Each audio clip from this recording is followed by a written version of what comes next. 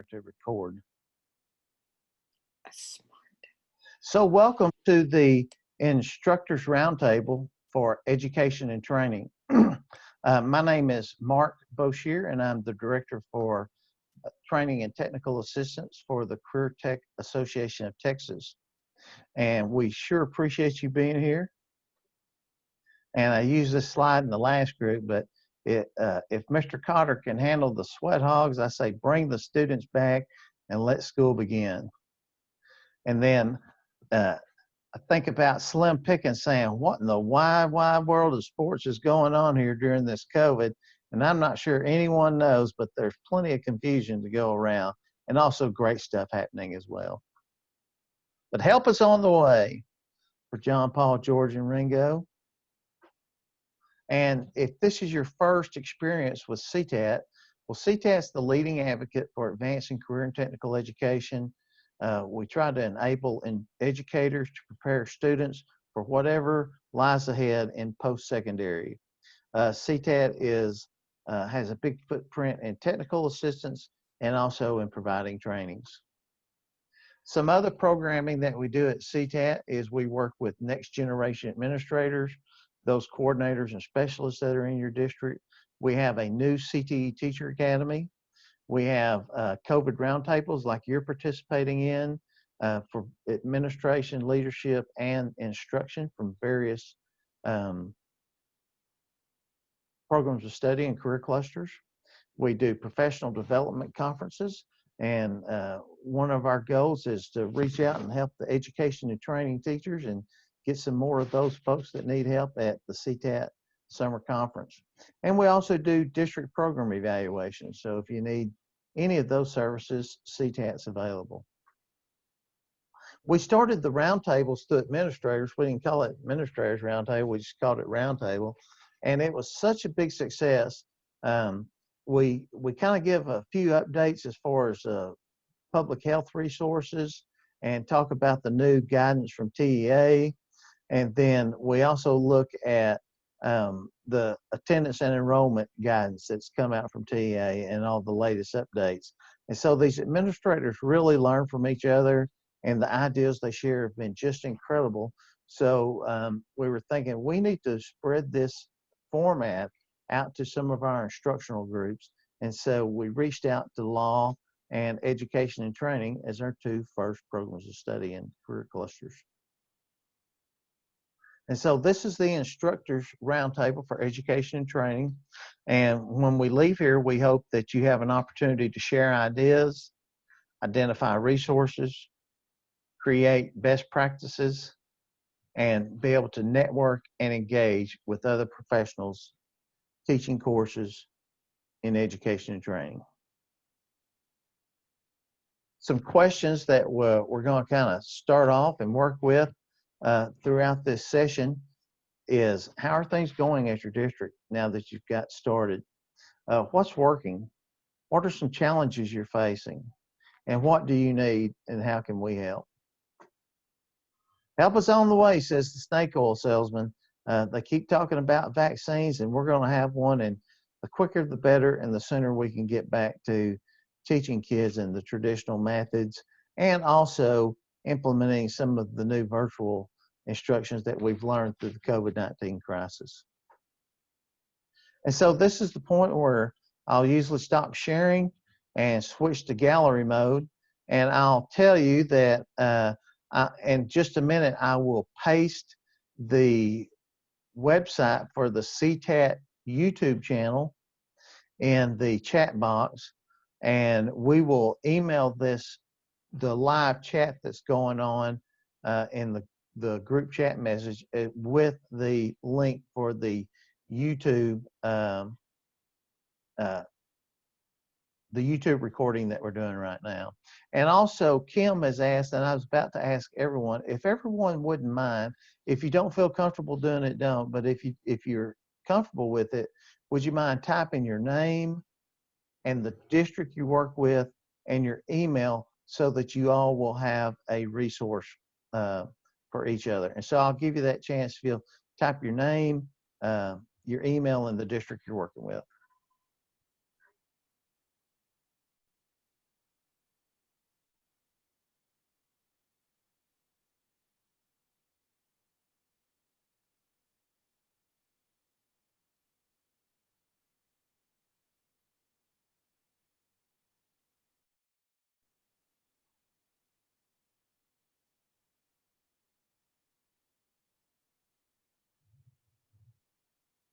You've got folks from all over the state here. And I'm putting my email in there right now.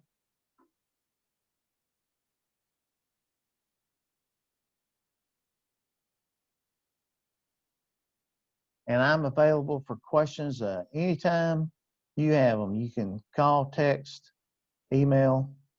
And here is the CTAT YouTube channel. So these recordings from the roundtables are all posted on the CTAT YouTube channel. Well, thanks to everyone for posting your district and your email in there, and hopefully you guys can use each other as a resource. So let's get started with what's going on out there in the district. Who wants to start and kind of kick off? Y'all know how it goes. If no one volunteers, you get called on. I'd like to ask if anybody is going to do any internships at elementary schools or outside of the high school campus this fall. We're contemplating what to do about that, and so I would just like to hear from anybody who has plans for that. We have not started back face-to-face yet. Our high school students will start back on September 21st. Our elementary students are going to start back on September the 8th. And then the following week, junior high will start back. So that's our lay of the land. I asked today, and they're still going to ask upper level. That was on my campus. But what I got from my principal was the students are coming back face-to-face. And if part of their class is face-to-face, even if it's not on campus, because it's on one of our campuses at our elementary schools, they're still students and that they should be able to do what they need to do. But he was going to double check to make sure that that was all right. Hi, I'm Claudia Bell, and I'm in the same district that Kim Watson is. I'm at Flower Mound High School. Hi, Kim. Just across town from her. What happened here is that with our district's 3 choices that they gave parents of either their children coming back in person 100% or virtual 100% or virtual plus, which meant learning from home in addition to coming to school for electives such as football, band, or CTE classes.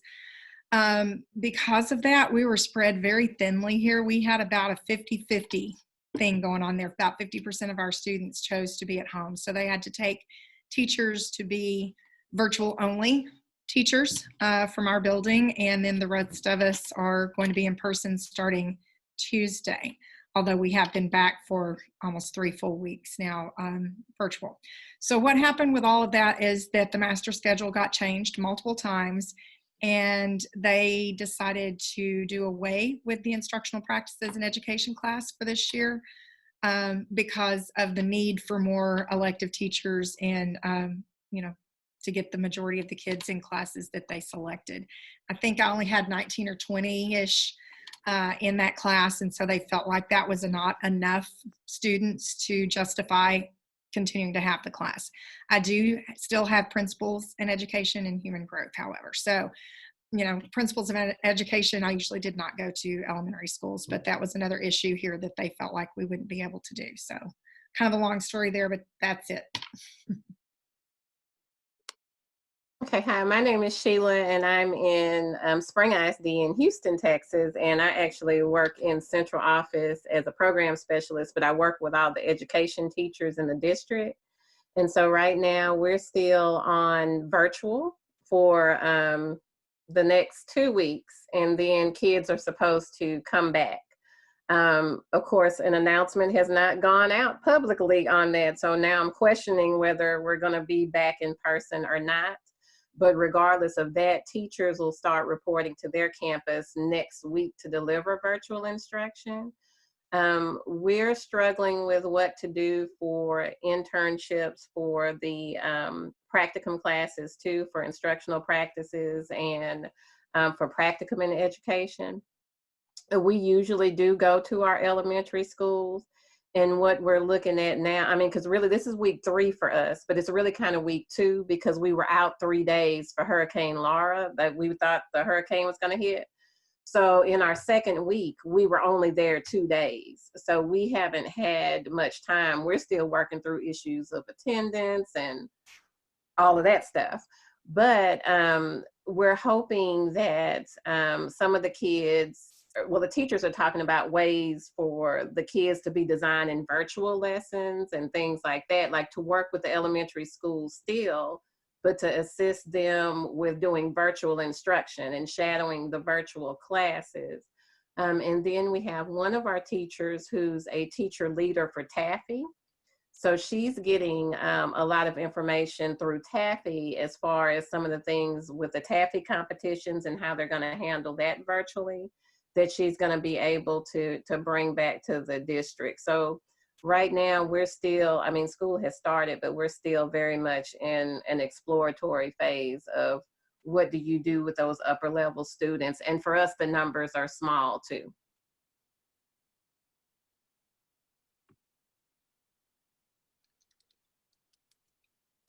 Ms. Watson also said that teachers can be assigned to work in virtual classes too. Of course, that's a little different, but that's what's going on right now. That's real life. How many people, if you don't mind either raising your hand or typing, how many people plan on sending interns out to the classrooms this year? If you type yes or no in the chat box, we might get a good idea.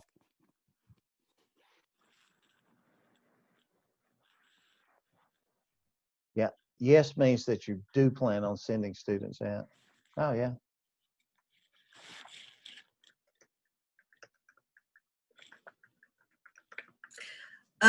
If I can jump in, I'm Joy Ardrey. I'm in Round Rock ISD. Yes, and ma'am. Once we do get our kiddos, well, whoever returns, Round Rock is expecting about 30% of our kids to return back to campus. But with my upper level, with the practicum and the instructional practices, we do plan on reaching out to the schools that we've used before. And try to get our students on with some teachers. Obviously it will all be virtual. But I was reading in the chat a minute ago, minimum, even if we can just get those kiddos to, be a part of that virtual classroom for observation purposes, minimum, to look for classroom management and teaching strategies and all those things. But eventually maybe doing some lessons that would be appropriate, maybe some brain breaks, recording things that can be read to the kids. So that's a few of the things that we have come up with so far, but that's our plan at this point. So we will see.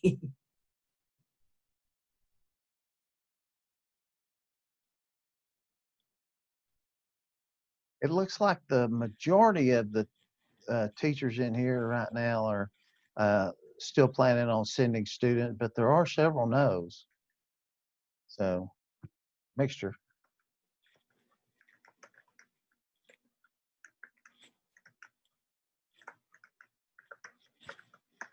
Or do you guys, how is everyone set for resources?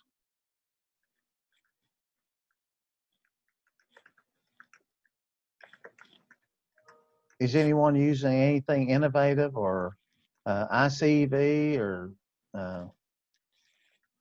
Joe's education Hi, and good training? afternoon. This is Maria, nickname Nina. I'm in Laredo, Texas. And on resources, first of all, this is the first semester that I was asked to teach 3 different subjects, 3 different preps. And excuse me. So I was really panicking with that. I've always taught 2 subjects, but 3 was really a challenge. And our district offered our teachers the option to become a member as a teacher with ICEV and also the option to request student licenses. That was the best thing that I could have done because it helped me keep my sanity teaching 3 different preps. It is a wonderful website, and it grades everything for you. So that's been really helpful. So I've been totally dependent on ICED, and it's very user friendly. Um, you know, it's really helping me with grading and with my lesson plans. I highly recommend it. And how is ICV interacting with your learning platform? Is anyone having serious issues? Very few. We've had very few. It's integrated to the Google Classroom, so it actually, once you set up an activity or an assessment, you can transfer or push it onto the Google Classroom, but the grading is there on the ICED platform. Robin, We're having issues through with the integration with Schoology. Like we use Schoology, and some of our teachers, depending on the course, do have ICEV. And I think I'm not sure if it's so much with Schoology, but we migrated to some other kind of class link to get everything. So now some of our teachers have been having trouble connecting Schoology through connecting ICEV through Schoology, but I think it's because they were building it wrong. For us, they can't, like some of them were used to going into ICEV and building their playlists and things like that, but now you have to actually be inside of Schoology and bring all those assignments in through the external tool, and then they can work with them that way. So I know that that's one thing that just came up today that we've been trying to work through is for several of our textbook publishers, we're finding challenges with everybody has to go through Schoology. Our teachers were used to using Google Classroom, but this year they said everybody has to do Schoology. So there's a learning curve with our teachers learning Schoology, plus how to connect to, because we have Cengage, McGraw-Hill, Pearson, which is now Savas, and ICEV and GW. So those are our CTE textbook vendors, and each one is different, and we're having different problems with each one. So that's an area where we're having challenges. Is just I don't know if the technology side wasn't able to work through all the demands of distance learning, and with everybody being on, we've had like our eSchool, which is our data management, has like completely freaked out sometimes with the grade book and all the integration. So we're having lots of technology issues with just the first few weeks. So. I think that's pretty common. And also, thank you guys for posting it. Miss Garcia posted a Facebook group that is available for the education and training teachers. Is that right, Miss Garcia? Yes. In that Facebook page, they usually they have one for family and consumer sciences teachers, and it's a drive, and it's filled with resources that you can link into, and you post, and then they add it to the drive for you. They're doing the same with the education and training Facebook page, but it still needs to grow. I look at the resources all the time, but I think we just need more teachers to join that and start posting so that the drive can grow in resources. Everyone in here, you might want to grab that, and I'll email this to everyone that's in the chat, but you might want to grab that Facebook link and copy and paste it somewhere on your desktop. And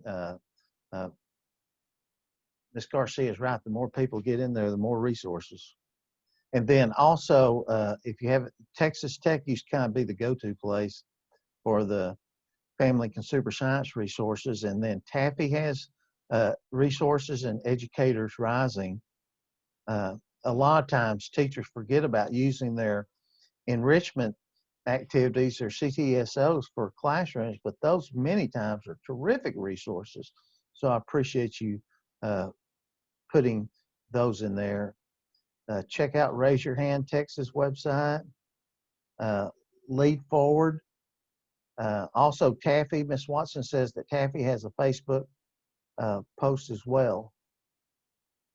That's terrific. And I know that Dusty spoke at our summer conference about ICEV interacting with Schoology. You know, Schoology is the one that TEA is providing to everyone that wants it. And then, but it sounds like Google Classroom works well. And then Schoology, they're still working through some issues. And it's funny because on all the different roundtables, we've kind of heard different things about how ICEV interacts. So sounds like for some teachers it's working great, and for others they're having some technology issues. May just be everybody hitting it at once. Mark, this is Cheryl. I'm in Temple. I'm new. This is my first year back in teaching. I've retired from Kansas, and after 21 years there, and I haven't been in the classroom since '08. I've been up in the administrative level for 8 years. So I'm just trying to get my feet wet. I teach 4 classes. I have 4 courses that I teach. We did switch over to Schoology, which is new for me. Skyward is new. So I'm just trying to get a handle on this whole program. We did not have it where I was at in Kansas, so it's very new to me as far as Taffy goes, and just the whole process of running it. I think maybe I came in on a challenging time with remote learning and in-class learning at the same time, because we do both. So I'm just here to listen and learn, but we haven't started with students till the 8th. So right now we're still trying to get all the links out of everything. Well, Ms. Cook, welcome back to a noble profession and leaving the dark side like the rest of us. I don't know. I'm beginning to think that might not have been the best move, but that's okay. We'll get through it. Well, yeah, I did 20 years in administration. I kind of think back now that those first 11 I did teaching, I wish I could have those back again. Ms. Cook, I'm posting into the chat box. That is the TEA generates a resource page at txcte.org. And so if you're aware of that, great. And if you're not, that'd be a great place to start. They have lesson plans, kind of skeleton resources, and they have a scope and sequence for the courses. They have the programs of study identified, and they're just fantastic resources. So if you're not aware of that, that'd be a great place to kind of start. I've used all those because we have to scope and sequence all our classes, and then we have to match our TEKs and so forth with that. But I guess my problem I find out with the TEKs lessons and stuff, they have their own in PDFs, and PDFs do not transfer into Schoology that are editable that you can write in.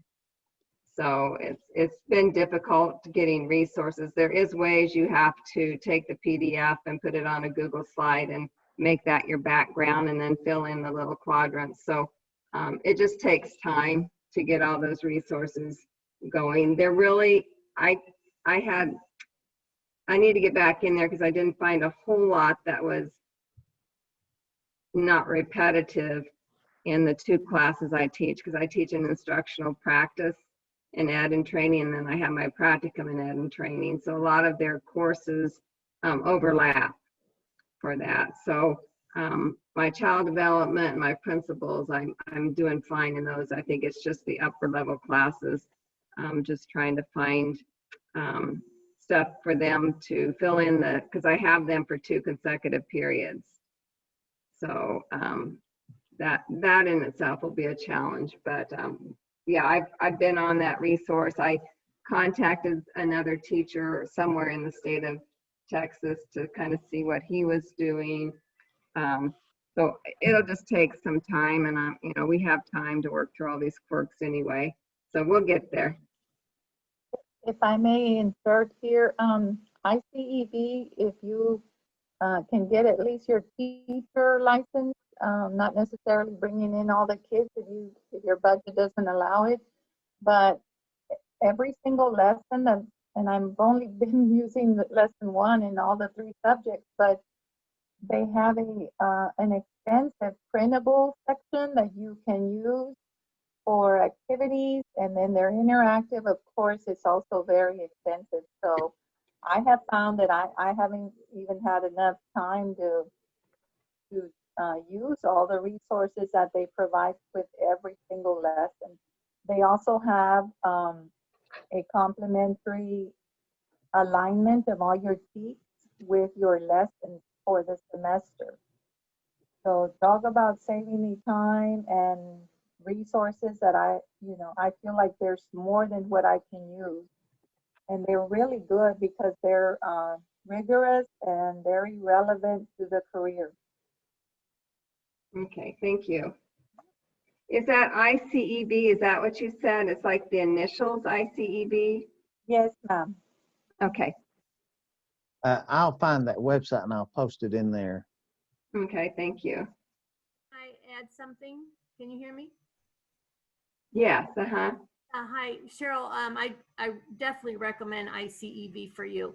It's so user-friendly. This is Connie. I'm at Garland, South Garland High School, and I have the Principles of Education class, Human Growth and Development, and one section of FTI 1 and one section of FTI 2. We're we want to get them out into the schools. We're just waiting for the approval. But in the meantime, we're looking at resources of, I've worked for many years teaching at the university level online. And I know that there are several schools out there. And if any of you are interested in this information, if you'll just email me, I'll send it to you. There are several universities that do that have for years been doing teacher education, including the student teaching session in a virtual setting. And so there are ways to do it. It's just getting it organized, and of course I feel like I'm way behind the 8 ball, at this point I would have had my whole 9 weeks planned out, and now I'm barely just doing, Right. Yeah, I know my coordinator's in this meeting, so I hope she's laughing along with me. But once I got ICVE going, we're using Canvas. I haven't heard anybody mention else that they're using Canvas, but we're using Canvas. We had Google Classroom last spring, and I like Google Classroom for many reasons, but I don't think it's really effective as some of the other learning management systems like Canvas and Blackboard and things like that. So we're using Canvas, and it's a process. We have 2 amazing coaches on our campus. They're right there under our roof, so we can grab them when we need them, and they come around to our rooms and things like that. But oh, I'm sorry, Kim. But anyway, it's a learning process, and so I'm getting used to it. But ICVE is, once you load it in, it's pretty simple to use, and I recommend the module system if you have any, if your LMS has modules available, because you can download everything from ICEV. And like someone else mentioned, I'm sorry I didn't catch the name, but it has the actual like document version that you can download and work it that way, or it has the online interactive version. So you get both versions, and there's very extensive lessons and things in there. I think it was, correct me if I'm wrong here, but I think it was built by CTE teachers. I understand the ag teachers were real instrumental in the beginning, and I think it's kind of blossomed from there. So whatever course you're looking for, it's definitely going to be on there for you, and it is an amazing program. So yeah, I'll check it out. I've got 2 textbooks, one for my principal's class in my child development, but they can't seem to get access for me or the students yet. So right. But with ICEV, since it's all lined up with the TEKS, and they have vocabulary packets, and they have every lesson has a very extensive PowerPoint presentation, and the vocabulary, sheets for the students, and then vocabulary practice activities, and all kinds of, assessments, and it's a pretty cool system. I think you'll enjoy it once you get into it. Well, I thank each of you for all this help. This will help me. They will let you up for a free trial as a teacher, just so that you can become familiar with it. Okay. So, go to their website. They have representatives all over. I'm not sure if it's just Texas or the country, but this is my first time using it. And the representative for our area, she'll respond to me like really quickly. Okay. And so, but the trial version is what helped me to say, yes, I want to use this for the semester and for the year. Okay. Great. Maria, is Lloyd your go-to person? Nora Acevedo. Oh, okay. We have someone different. Yeah. But Mark, I think is that a countrywide system or just Texas? They're all over the nation, but they did they started in Lubbock, and I think Lloyd Nations is yours, and Miss Cook, I think you're going to be Rick Fleming will be your person there. Okay. Yeah, Lloyd is amazing, and I'm sure everybody that works with him is too. But he's so patient, and he'll set up a Zoom meeting with you just instantly. If you email him and tell him that you're having an issue or you have a question, he'll Zoom in with you and walk you right through it. Okay, thank you. That's terrific.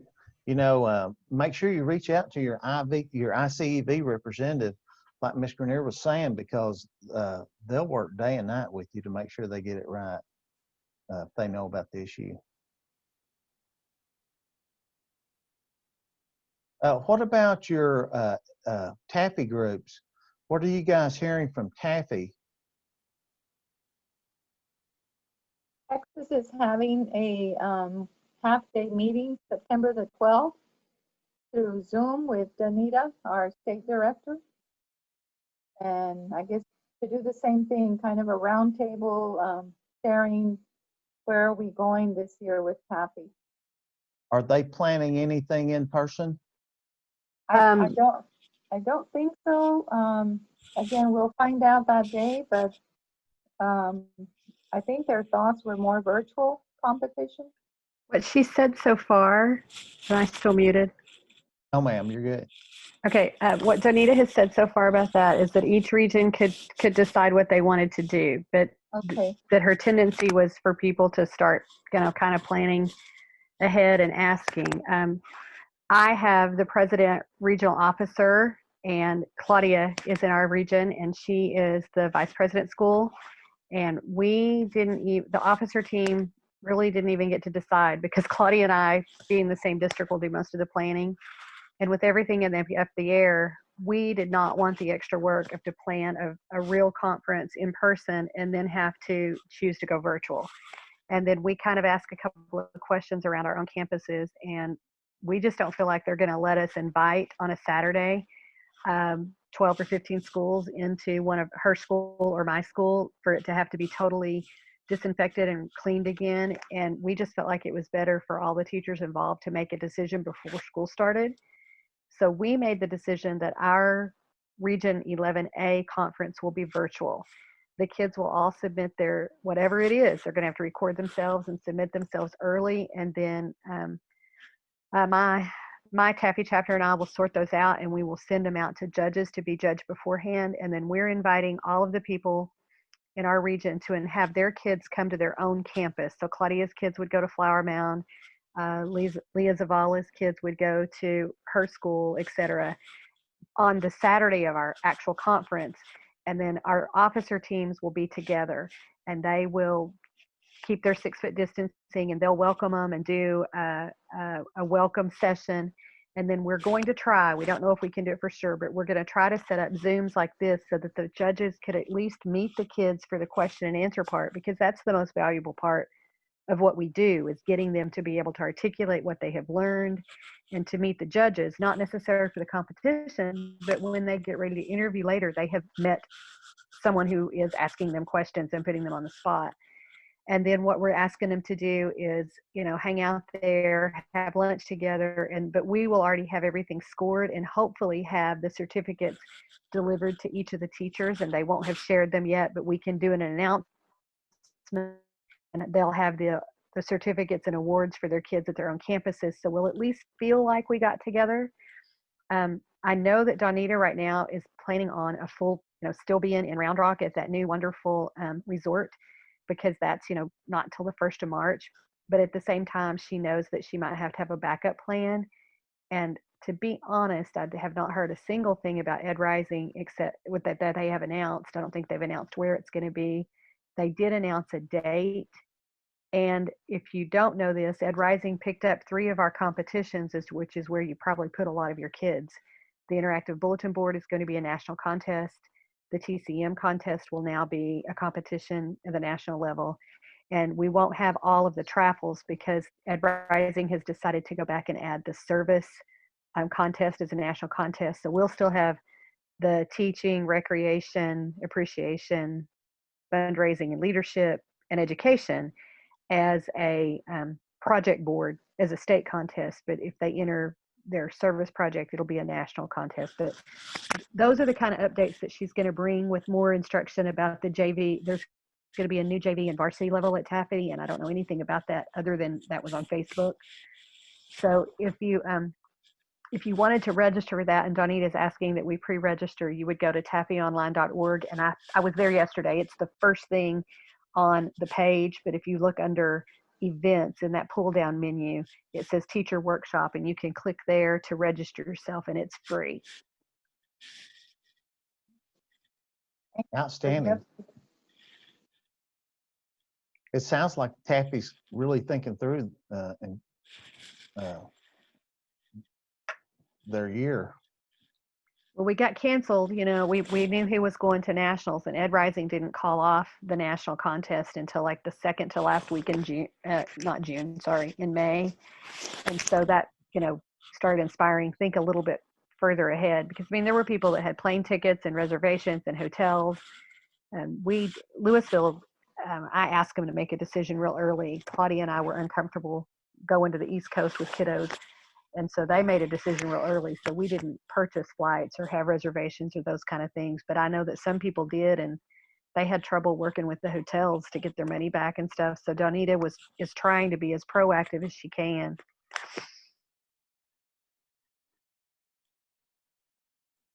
For those of you that are fairly new, I really want to encourage you to take some of those Taffy activities and incorporate them into your classroom. Because they're outstanding learning opportunities for students. And it sounds like even if there's virtual, there's going to be opportunities for the students to do virtual projects as well. What else would you guys like to discuss? We have go ahead. I'm sorry. I'm sorry, Mark. No, I'll add one more good news kind of thing. In Garland ISD, the FTI has been around for, I think, 35 years or something like that, a long, long time.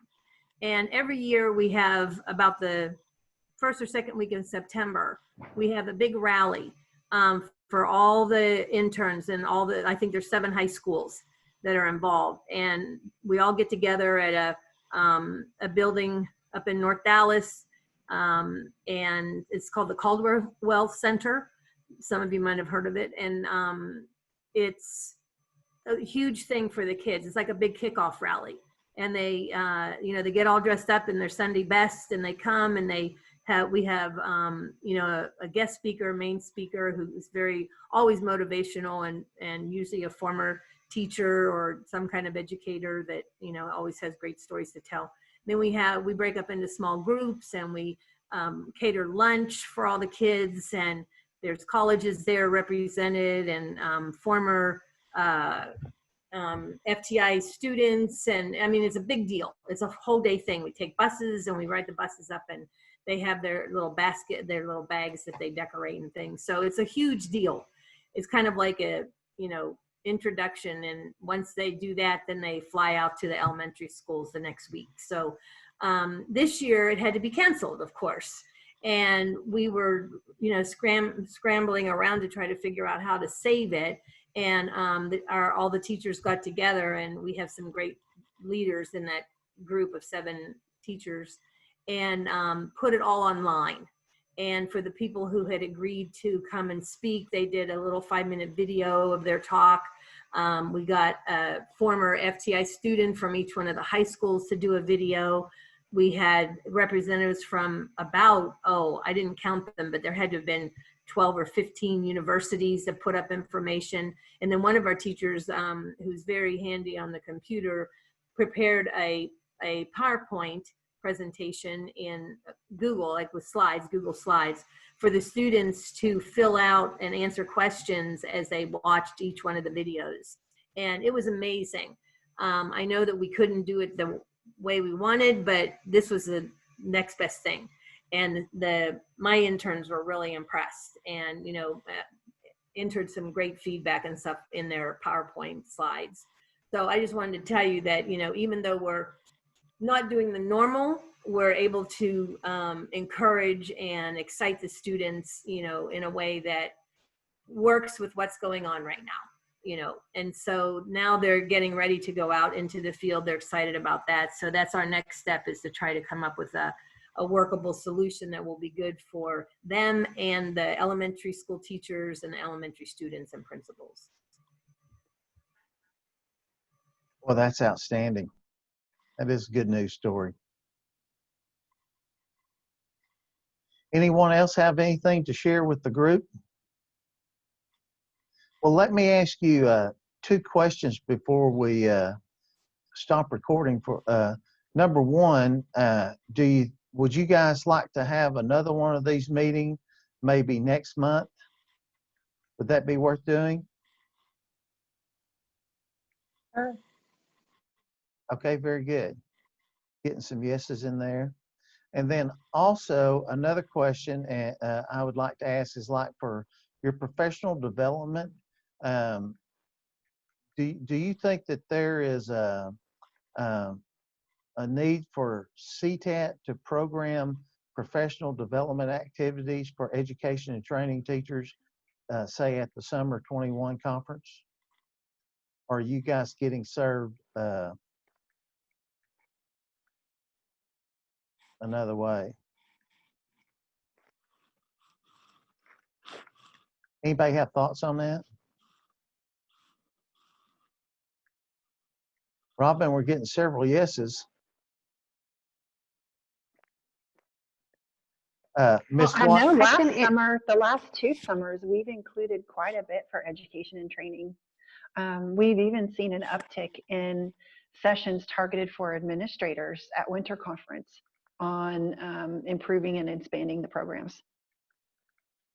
So we'll definitely have a track available at summer. I think I'm confident about that.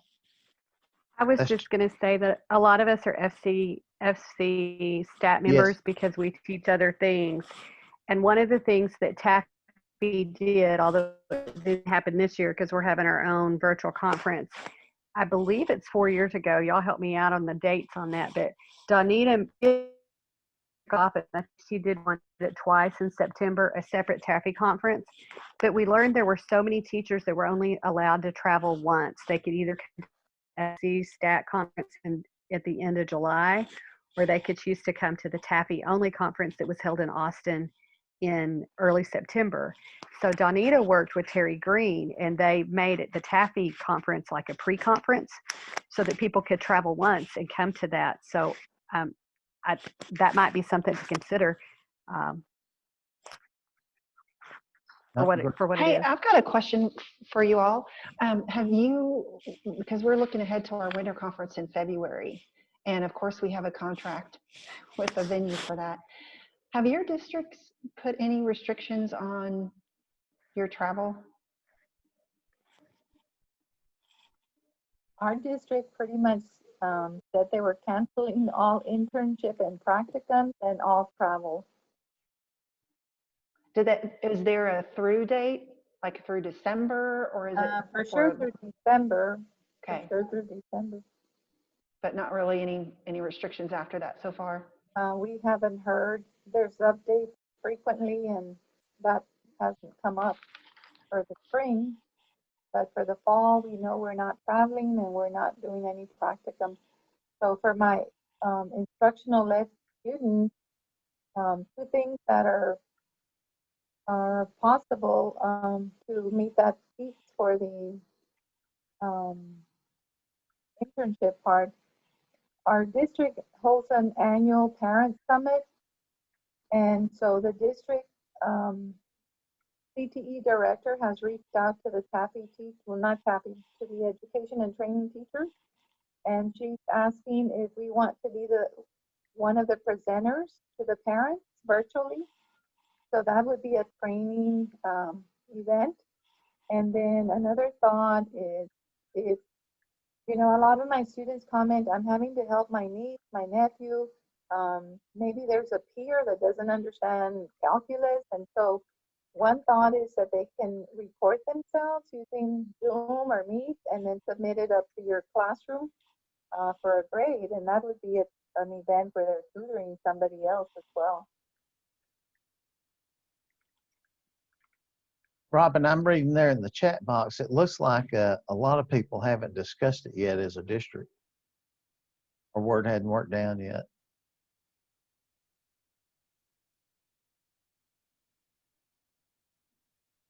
Okay, well, I will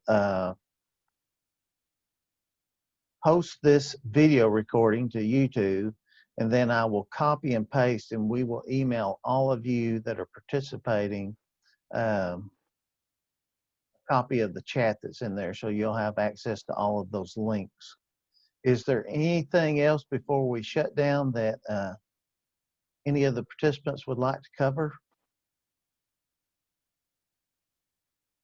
I just want to say thank you to all that you're doing, and I know that everyone is going above and beyond this year. And when I'm listening to the work that you're also doing for Taffy, it just kind of makes my head spin, because I know all the work that you're putting into, and like typical CTE teachers, you do what it takes to get the job done. So thanks to all of you for what you're doing for the students in I do have a question. I typed Yes, it, but I Ms. just want Watson. to ask, is there any way that we could get, even though it would be just an hour's worth of certificate for participating in this for our off-duty trade days? Yeah, Robin might be better at answering that. What are your, I think you're muted, Robin. Oh, sorry about that. Well, and let me ask you this: have you received continuing education units from other sessions where it's just participants sharing information versus actually receiving more formalized training?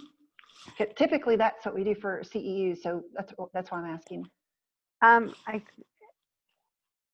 mean, oftentimes we have roundtable discussions that are part of what we do with a subject set, and like your subject today was set, how's your curriculum going, and sharing ideas about curriculum and getting started. So for example, most of my CEUs come from Taffy, because that's what I focus on. And without having that conference this summer, obviously I didn't get those 2 days. And like we do a roundtable one afternoon and in different teachers take different subjects of how do you use this contest or competition as a basis for what's in your class. So yes, that's a roundtable format. I mean, there's also some presentations too. So, well, I think what we could do is we could email a PDF with that our CEU provider number for everybody that's participating. So what I'll need you to do is put your email address in the chat box, because we had twice as many people register, and so we only want to send that to the folks that have attended. So I think we did that earlier in the phone call. He asked us to put our name in school and email. So if somebody didn't get that done, the weird part was if you hit return to go to a second line, it made it come up in 2 or 3 spots. Like you might have gotten my name and then my school a couple of times later. I learned that after the first time I typed my name and I hit return and went, oh, well, that wasn't very helpful. They just got my name. Right. Yeah. And I think we do have most people's emails, Robin, in the chat box. Right. And Robin, in my opinion, I would say this was definitely a training, because when you're sharing all these websites and YouTube things and, you know, all these new things that we can try with our students. To me, that's what training is all about.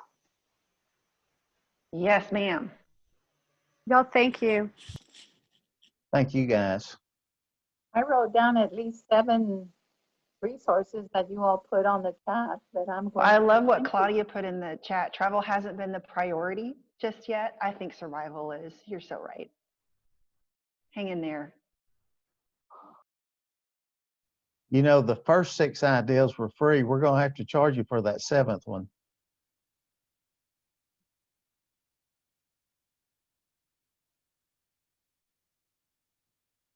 Okay, this has really been terrific, and I've really enjoyed meeting all of you.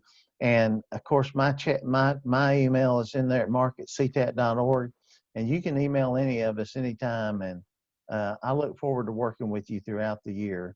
And we'll schedule another one of these for October, and hopefully we'll have a lot more information to share about the topics we had a little fuzziness on. So thank you guys very much. And I'm going to hit the stop recording button.